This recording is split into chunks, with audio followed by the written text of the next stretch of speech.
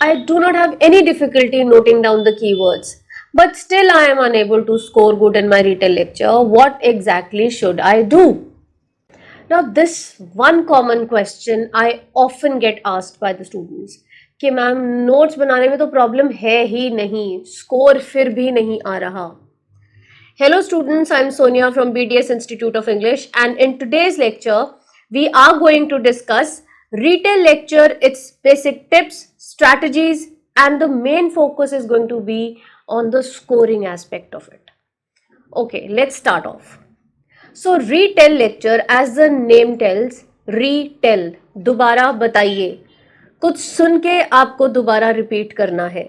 So in your PT exam आपको एक lecture सुनाई देगा, वो ऑडियो की length from 30 seconds to 60 seconds तक हो सकती है, और आपको उसको रीटेल करना है, यानी कि उसमें से जो आप रिकॉल कर पाए हैं उसको दोबारा से बोलना है. क्वेश्चन आपके स्पीकिंग मॉड्यूल का है, लेकिन स्कोर्स कंट्रीब्यूट होते हैं लिसनिंग को भी, इसीलिए ये दोनों मॉड्यूल्स के लिए एक इंपॉर्टेंट क्वेश्चन है. नंबर ऑफ क्वेश्चंस कितने आएंगे? 1 और 2. किसी स्टूडेंट को 1 आ सकता है रिटेल लेक्चर, किसी को 2 भी आ सकते हैं. स्कोरिंग की अगर बात की जाए, सो कौन कौन से पैरामीटर्स हैं जिसपे स्कोर मिलता है?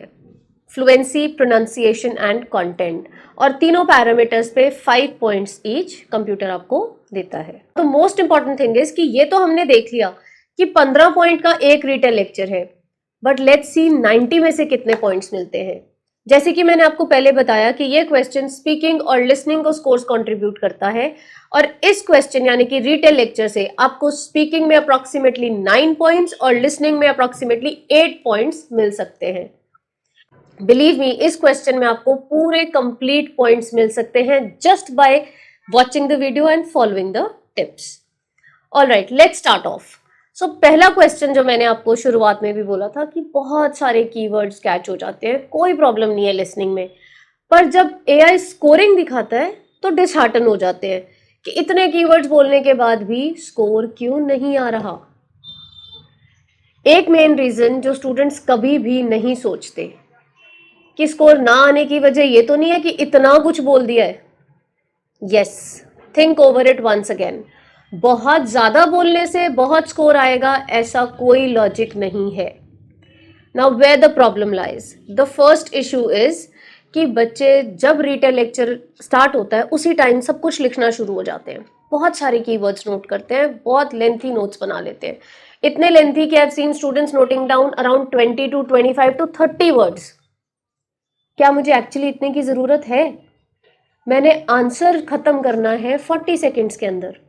क्या मैं ये सब कुछ इतना कुछ बोल पाऊंगी 40 सेकेंड्स में? और चलो मान ले बोल भी लिया, क्या क्लैरिटी होगी? क्या नेचुरल पॉजेज ले पाएंगे? जब आप इतना ज्यादा कंटेंट लिख लेते हो तब आपका टारगेट सिर्फ और सिर्फ 40 सेकेंड्स बोलने का ही रह जाता है, और उस बोलने के चक्कर में आप ये जरूर भूल जाते हैं, ऑलवेज भूल जाते हैं कि हमें नेचुरल पॉजेज भी लेने हैं और मेरी स्पीच की क्लैरिटी भी बहुत ज्यादा इंपॉर्टेंट है. मैंने आपको पहले बोला कि थोड़े से कीवर्ड्स कम करो. कीवर्ड्स या की फ्रेजेस हैं क्या? जब भी ऑडियो प्ले होती है it is impossible for anyone कि वो सब कुछ सुने और सब कुछ लिखे. तो आप एक लेक्चर में से कुछ ही चीजें नोट कर सकते हो. अब वो बच्चे की कैपेबिलिटी पे डिपेंड करता है कि वो कितना ज्यादा या कितना कम नोट कर पा रहा है. कंटेंट कम हो या बहुत ज्यादा हो, ऐसा नहीं है कि स्कोर नहीं आएगा. बहुत ज्यादा में प्रॉब्लम आएगी ब्रेथलेसनेस की, और कम में स्टूडेंट ऑफन यही सोच के डरता रहता है कि अरे मेरे से तो कंटेंट बिल्कुल भी ज्यादा कैच नहीं हो पाया है, अब मेरा टाइम ही नहीं पूरा हो पाएगा. पहली चीज याद रखिए बच्चे, सॉफ्टवेयर ने आपको अप टू 40 सेकेंड्स का टाइम दिया है. उसने ये नहीं कहा कि 40 के 40 सेकेंड बोलते ही जाएं. PT scoring says your answer has to be qualitative. Quality क्या है जवाब देने की? तो जब कीवर्ड्स नोट डाउन करने शुरू करने हैं तब एक चीज का ये ध्यान रखना है कि कीवर्ड्स थोड़े अच्छे होने चाहिए. कीवर्ड्स की क्वालिटी पे ध्यान दें. कीवर्ड्स या की फ्रेजेस पिक करें. पूरा पूरा सेंटेंस नोट डाउन नहीं करोगे आप. प्रॉब्लम क्या आती है कंप्लीट सेंटेंस नोट डाउन करने में? अगर तो पेपर में ऑडियो लेंथी आ गया तो कोई प्रॉब्लम आएगी ही नहीं. आप बड़े आराम से एक लाइन सुनते हो, पहले उसको लिख लेते हो, फिर तब तक नेक्स्ट लाइन सुनते हो, फिर उसको लिख लेते हो. लेकिन अगर ऑडियो की लेंथ कम आई तो जितनी देर में मैंने एक सेंटेंस सुन के पूरा लिखा उतनी देर में ऑडियो कुछ सेकंड्स तक आगे चल चुका होगा, जिस पे मेरा बिल्कुल ध्यान नहीं होता। अब उस केस में मेरे पास हार्डली एक सेंटेंस कैच बहुत मुश्किल से हो पाएगा, जहां पे आप कंटेंट में बहुत लैग कर जाएंगे। So first I would suggest you to focus on key phrases और की वर्ड्स। की फ्रेजेस क्या हैं? ऑडियो में से मुझे 3-4 अच्छे अक्षर सुने एक साथ, मैंने वो फटाफट से लिख लिए। फिर कहीं पे 2-3 वर्ड्स का अच्छा कॉम्बिनेशन सुनाई दिया, उसको मैंने नोट डाउन कर लिया। डिफिकल्ट ऑडियो है या मेरे लिसनिंग स्किल्स थोड़े से वीक हैं, तो मैं फ्रेजेस की जगह पे वर्ड्स पे फोकस करूंगी। ऑडियो में मुझे सुनाई दिया ट्रीज, ऑडियो में मुझे सुनाई दिया एनवायरमेंट फ्रेंडली, ऑडियो में मुझे सुनाई दिया degradation, plantation. So these are your key words. So you have two choices. The first one, note down the key phrases. अगर नहीं कर पाते हैं तो सेकेंड चॉइस है की वर्ड्स को नोट करें। अब आते हैं बात नोट करना कैसे है। Always take notes in a sequence. हमेशा एक सीक्वेंस में आप नोट्स बनाएंगे। रीज़न क्या है? जैसे ही सॉफ्टवेयर की ऑडियो ख़त्म होगी आपको सिर्फ 10 सेकेंड्स मिलेंगे तैयारी के लिए। अगर मैंने सीक्वेंस मेंटेन नहीं की है अपने नोट्स बनाने में तो मुझे हमेशा वो कीवर्ड्स या की फ्रेजेस रीड करने में मुश्किल होगी ही होगी। अगर मैंने हैपहैज़र्डली लिखा है, कोई एक कॉर्नर पे लिख दिया, कोई कहीं कोई कहीं कोई कहीं, तो जब मुझे अपना आंसर बोलना होगा उस टाइम पे वो वर्ड्स पढ़ने के लिए मुझे ट्रेस करना पड़ेगा, ढूंढना पड़ेगा। तो ढूंढने का मतलब है फ्लुएंसी ब्रेक होगी, अननेचुरल पॉजेज जरूर आएंगे। अननेचुरल पॉजेज सॉफ्टवेयर के लिए, स्कोरिंग के लिए अच्छे नहीं है। सो टू अवॉइड अननेचुरल और अननेसेसरी पॉजेज मैं एक सीक्वेंस में अपने कीवर्ड्स जॉट डाउन करूंगी। सेकेंड थिंग जो आपने ध्यान रखनी है, कीवर्ड्स नोट डाउन करते हुए प्लीज हैंड राइटिंग लेजिबल रखें। लेजिबल का मतलब है उतनी का सफाई से लिखें कि आपको आपकी राइटिंग समझ आ जाए।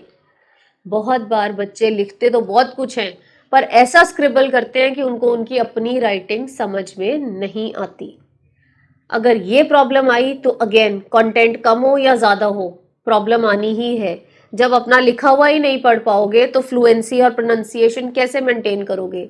एंड बच्चे प्लीज रिमेंबर, अगर आप बोल ही नहीं रहे हो अक्षर सही से तो वो ना प्रोनाउंसिएशन है ना ही कंटेंट है। So you have to be clear with the speech. अक्षर क्लियर बोलिए। 20, 25, 30 कीवर्ड्स बोल दिए और इतनी जल्दी जल्दी सब कुछ बोल दिया, कोई फायदा नहीं है। Take an average of 8 to 10 keywords, बहुत अच्छा नंबर है ये। 8 से 10 कीवर्ड या फ्रेजेस हैं, we are good to go. उनको बोलेंगे नेचुरल पॉजेस के साथ। नेचुरल पॉजेस का मतलब है जहाँ पे सेंटेंस में फुल स्टॉप है उस पर आप हल्का सा ब्रेक लेंगे, हल्का सा रुकेंगे। जहाँ पे आप कनेक्टर्स या कीवर्ड्स मल्टीपल ऐड कर रहे हैं, एक से ज़्यादा कीवर्ड्स बोल रहे हैं, उसके बीच में प्लीज़ आप ब्रेक लेके बोलें। अब मेन बात आती है कि लिख भी लिया सफाई से, जॉट डाउन भी कर लिया सीक्वेंस वाइज, अब बोलें कैसे? Template, yes, this is not something new. All the PT students, आप सबको पता है टेम्पलेट क्या है। पर एक बात जो बच्चे भूलते हैं और वो मैं जरूर याद कराना चाहती हूँ, कोई फिक्स्ड टेम्पलेट नहीं है। इफ आई से this is a proven template for 90, तो आप सब इतने इंटेलिजेंट हो, आपको पता है 90 के लिए प्रूवन टेम्पलेट कैसे होगा? रिटेल लेक्चर 90 पॉइंट्स का है। तो अगर क्वेश्चन ही 90 का नहीं है, how can I say I got 90 using this template? How can I get 90 out of a question which is not even of 90 points? We can always say these are good templates. Now good template means जो आपको sentence बनाने में सहायता करते। सो ऐसा कोई logic नहीं है कि मैम ये टेम्पलेट था इसीलिए स्कोर नहीं आया, ये टेम्पलेट यूज करेंगे तो पक्का स्कोर आ जाएगा। There is no logic like this. बात क्या है, आप जो भी टेम्पलेट यूज कर रहे हैं, पहली चीज उसमें थोड़ा सा सेंटेंस स्ट्रक्चर ऐसा होना चाहिए कि जब आपके पास कीवर्ड्स कम भी हो तो वो आपकी फ्लुएंसी बनाने में मदद करे। ज्यादा होगा तो किसी को प्रॉब्लम नहीं आएगी, तब तो आप बोलते ही जाओगे। प्रॉब्लम आती है जब कंटेंट कम है। वो कम कब होता है? जब ऑडियो शॉर्ट होती है। तो इसीलिए जब जब भी आप कोई भी टेम्पलेट सेलेक्ट करते हो, एक चीज का आप सब बच्चों ने ध्यान देना है कि टेम्पलेट वही जो आपकी सेंटेंस फॉर्मेशन प्रॉपरली करने में हेल्प करे। बच्चे टेम्पलेट आफ्टर, बहुत सारे स्टूडेंट्स ऐसे हैं जो दो दो तीन तीन वर्ड्स ही याद करके लगते हैं, he also said, he also said, he also said, he also said, और बोलते भी इतनी स्पीड पे है। पहली चीज, अगर कीवर्ड्स कम हुए तो फिर आप घबरा जाओगे टेस्ट में कि अरे मेरे तो 15-20 सेकेंड्स भी नहीं हो पाए। और दूसरी चीज, ये also said, also said, also said, also said में आपकी क्लैरिटी खत्म हो जाती है और अननेसेसरी स्पीड हो जाती है, तेज हो जाओगे। हमें तेज नहीं बोलना है, हमको अननेचुरल पॉजेज नहीं लेने हैं, और तीसरी मेन बात, हमने क्लैरिटी से बोलना है। तो ये जो दो दो तीन तीन वर्ड्स के टेम्पलेट्स आप लोग याद कर लेते हो, द प्रॉब्लम इज हम जब बोल ही नहीं पा रहे उसको सही से, तो टेम्पलेट अपने आप स्कोर नहीं दे रहा, और फिर हम यही बोलते हैं इस टेम्पलेट से नंबर नहीं आया, उस टेम्पलेट से मैम नंबर आ जाते हैं। प्रॉब्लम टेम्पलेट बहुत शॉर्ट है तो है ही है, बट प्रॉब्लम मेरे बोलने के तरीके में भी बहुत है। इसीलिए नेचुरल पॉज के साथ फ्लुएंसी बना के रखें, और template always always select the template जो आपको सेंटेंस फॉर्मेशन में हेल्प करता हो। नेक्स्ट क्वेश्चन जो बहुत ऑफनली बच्चे पूछते हैं, मैम कितना टाइम बोलें कि स्कोर अच्छा आए? कितना टाइम बोले? Software says maximum of 40 seconds. We always suggest to speak on an average of 20 seconds and above, and 20 to 30 seconds के बीच में आप बोल सकते हो। ज्यादा क्यों नहीं बोलना है? मटेरियल तो होता है, पहले भी मैंने यही बताया, मटेरियल जरूर होगा, क्या क्लैरिटी होगी? क्या ब्रेथ कंट्रोल कर पाओगे इतनी देर तक? क्या रेपिटेशंस अवॉइड हो जाएंगी? फंबलिंग से बच जाओगे? जब ये सब नहीं कर पाओगे तो फिर 40 सेकेंड्स क्यों बोलना चाहते हो? थोड़ा सा टाइम को एडजस्ट करो, try to speak within 20 to 30 seconds, और कीवर्ड्स आराम से फिट इन करें टेम्पलेट के अंदर। बच्चों का कंसर्न, मैम जब टेम्पलेट के साथ कीवर्ड्स फिट करते हैं या की फ्रेजेस फिट करते हैं ना, तो ऑटोमेटिकली पॉज आ जाता है। क्यों आ जाता है पॉज? समझ ही नहीं आता, लाइन का कुछ मतलब ही नहीं बन रहा होता। बेटा, the reality is the software is not going to check your grammar. उसने स्पीकिंग चेक करनी है, ग्रामर नहीं देखनी। स्पीच की क्लैरिटी देखनी है, अक्षर कितनी क्लैरिटी से रिकॉर्ड हो रहे हैं वो देखना है, आप बोल कैसे रहे हो वो देखना है, ना कि ये देखना है कि उसका ग्रामेटिकल मीनिंग क्या बन रहा है। सो जितने भी बच्चे हैं जिनको लगता है कि रिटेल लेक्चर एडजस्ट कर, पॉइंटर्स एडजस्ट करते हुए रिटेल लेक्चर में अननेसेसरी पॉजेज आते हैं, प्लीज अपना फोकस ग्रामर की बजाय क्लैरिटी, फ्लुएंसी, प्रोनाउंसिएशन पे शिफ्ट करें। Automatically your score will improve. काफी बच्चे क्वेश्चंस पूछते रहते हैं इंस्टा पे और यूट्यूब के वीडियोस पे। एक और बड़ा कॉमन क्वेश्चन है जो मैं आज डिस्कस करना चाहती हूँ कि मैम अगर ऑडियो शॉर्ट हो तो क्या करना है? I have already told you, डरने की कुछ बात नहीं है। अगर ऑडियो शॉर्ट है तो सबसे पहली चीज क्या करनी है, जितना सुनाई दे रहा है वो नोट डाउन करो। क्या होगा? 4-5 फ्रेजेस हो जाएंगे, कोई बात नहीं, nothing to be afraid of. 4-5 आपने फ्रेजेस या 4-5 कीवर्ड्स लिख लिए, आपको अपना टेम्पलेट अच्छे से याद है, टेम्पलेट के बीच में वो वर्ड्स फिट इन करिए, और जहां पे आपके सेंटेंस वर्ड कीवर्ड्स खत्म हो जाते हैं उसके बाद रिपीट करना शुरू कर दीजिए फर्स्ट से। इसीलिए मैंने पहले कहा, ऑलवेज सेलेक्ट अ टेम्पलेट जो आपकी सेंटेंस फॉर्मेशन में मदद करता हो। कुछ तो है बोलने के लिए जो याद करके जा रहे हो घर से, जो ऑलरेडी प्रिपेयर किया हुआ है हमने। अगर वो भी प्रिपेयर नहीं किया होगा, उसमें भी 2-3 वर्ड्स हैं, also said, also said, also said, तो फ्लो बनेगा ही नहीं, ओवर स्पीड जरूर हो जाएगी। इसीलिए एक क्वालिटी टेम्पलेट पिक करें, और अगर वर्ड्स कम हैं तो उसमें सीक्वेंस वाइज फिट इन करके दोबारा से स्टार्ट ऑल ओवर अगेन, पहले कीवर्ड से फिर से बोलना शुरू हो जाए। जितना कंटेंट पिक करोगे उसके स्कोर्स तो आपको लिसनिंग में मिलने ही मिलने हैं। साथ में जब आंसर क्वालिटेटिव होगा, ब्रेथलेसनेस नहीं हो रही होगी, बीच में सांस चढ़ चढ़ के अननेसेसरी पॉजेज आप नहीं लेंगे, तो स्कोर अपने आप बूस्ट होगा। कोई अलग से एफर्ट्स नहीं करने पड़ेंगे, automatically your score will improve. Now I hope अभी तक आपको बिल्कुल इसके टिप्स और स्ट्रैटेजीज समझ आ गए होंगे। इससे पहले कि हम ऑडियो प्रैक्टिस करें, मैं आपके साथ कुछ मैजिकल टिप्स जरूर डिस्कस करना चाहती हूँ। ध्यान से सुनना। पहली चीज, grammar is not at all important, so in your retail lecture focus on the clarity of your speech and not on the grammar of your sentence or your template. Second thing is always speak naturally, unnatural pause नहीं लेना, एक flow में, एक ही सांस में सारा कुछ नहीं बोल जाना है। जितना ज्यादा इकट्ठा बोलोगे उतनी क्लैरिटी कम होगी, उतने चांसेस ऑफ फंबलिंग ज्यादा होते जाएंगे। ये दो मेन पॉइंट्स हैं जो आपने याद रखने हैं, and I am 100% sure retail lecture will drastically improve. Genuinely आपका स्कोर बहुत अच्छे से बूस्ट हो जाएगा। ज्यादा नहीं बोलना है, लिमिटेड बोलना है, क्लियरली बोलना है, और ग्रामर पे बिल्कुल ध्यान नहीं देना है। तो चलिए अब मैं एक इसी बेसिस पे एक ऑडियो प्ले करूंगी और हम उसके नोट्स बना के सॉल्व करने की कोशिश करते हैं। Okay. So this is the big benefit of a universal philosophy. It says it applies to everybody. Well, looks that doesn't, 205 or 206 countries in the world. And you've got something that applies to everybody. That's a bit strange, isn't it? No, says liberal theory. There are same value structures that apply to all of us. You couldn't have the United Nations without it. It couldn't tell you that the Universal Declaration of Human Rights without this idea of values that apply to all of us just because we are humans. Now, the idea is to test that as well. Why is sport universal? Why does everybody play football? It's because the values are specified at a very thin level at the top. There are these rules and we all have to abide by just these rules. But there are lots of things about football that aren't rules specified. So Brazilian football is different from Italian football, from British football, from German football, from Spanish football. It's culturally specific, but acknowledges that there are these universal general rules to apply to everybody. So students, अब जैसे हमने ये audio सुनी और keywords note down किए, सो मैं आपके साथ अपने कीवर्ड स्क्रीन पे शेयर करती हूँ और साथ ही साथ टेम्पलेट भी आपको स्क्रीन पे दिखा रही हूँ, और फिर हम इसका आंसर अटेम्प्ट करके देखेंगे।